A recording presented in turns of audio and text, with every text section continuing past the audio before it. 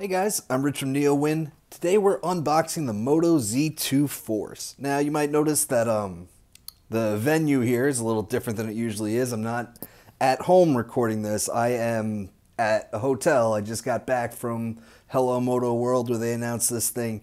And so I'm recording this on a wobbly tiny hotel table, and we're just on a gorilla tripod, and we're just going to make the best of it because honestly, I don't want to wait till I get home tomorrow to use this phone.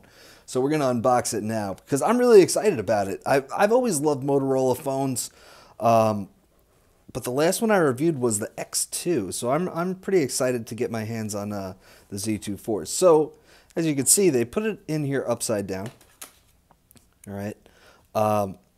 One button navigation was one of the features that they announced, and that's interesting. I mean, Huawei does it the way Huawei does it, and I think Motorola should be doing it the same way, where you could tap the button and it'll go back. You hold it to go home, and you can swipe to go to multitasking. But in settings, you can turn on the on-screen buttons. And also, by the way, that was interesting because at the event, all of the demo units had those on-screen buttons turned on.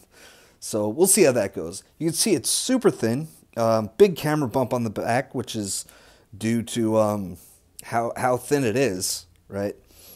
Let's see what else is in the box. Instructions.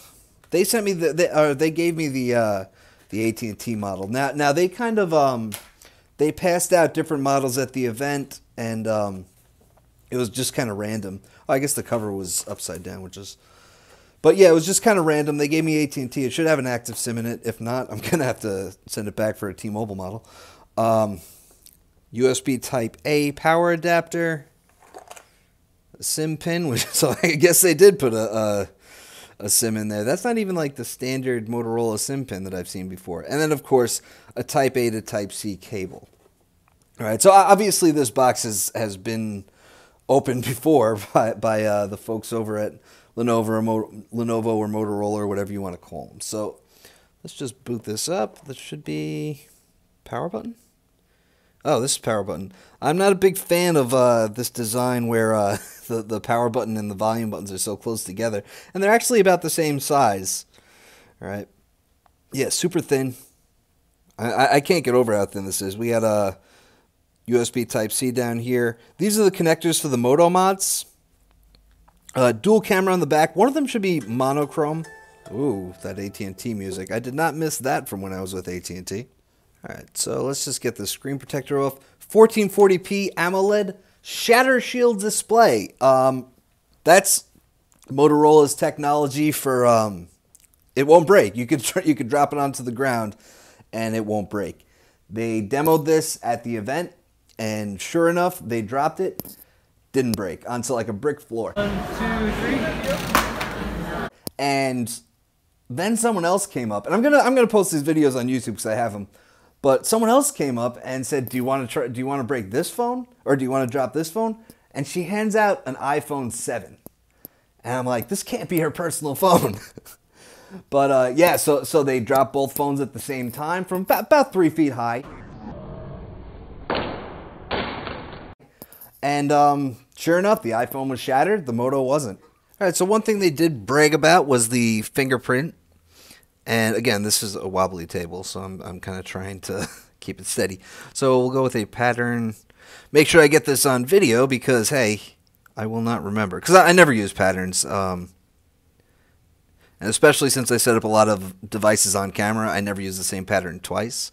All right, locate the fingerprint sensor. Obviously, that's the button down here.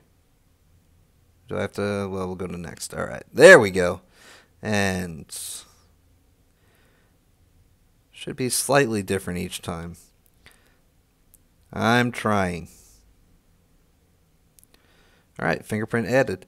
Setting up Google Assistant. And then the third time I said, "Okay, Google," it just said, "Couldn't use the microphone. Restart your device." So not a great start in that area. Now, it should have Moto Voice. And I'm not sure how it's going to handle both of them, so that'll be interesting. Yes, I'm in on whatever you're talking about. Set up and transfer. No, I don't want to do that. I'm not a big fan of AT&T in this area. AT&T app select. Oh, so I can turn all these off because these are all terrible. All right, good. So clearly none of that's going to be installed, right? Let's just exit. All right, we finally on the main screen here. So it's got Firefox on that's interesting. Firefox right there on in the dock. Obviously there's Chrome too. So there is going to be a little bit of bloat. AT&T DirecTV, my AT&T, bunch of AT&T apps over here. So obviously I couldn't shut them all off. Amazon Drive Mode. Not a big fan of how many apps there are already, but we'll see what we can get rid of. Now they announced 2 new mods today. One of them is this that I've got right here. This is the 360-degree camera. So we're going to give this a try. This is an interesting... I mean, all the mods are interesting because they just kind of clip onto the back of the phone. I got to try this at the event, and another thing that they announced was a gaming controller, and that just kind of... see, this is the 360-degree camera. And the gaming controller, it adds buttons to one side and a joystick to the other, and you can use it to play games. And I was playing some games on it, and I thought the performance was really good. I'm often not impressed with Android phones' gaming performance. And but like I said, I haven't reviewed a phone with a Snapdragon 835 yet, so that's something that I'm going to be very interested in. All right. So yeah, so that's just, it's that easy to snap a mod onto here.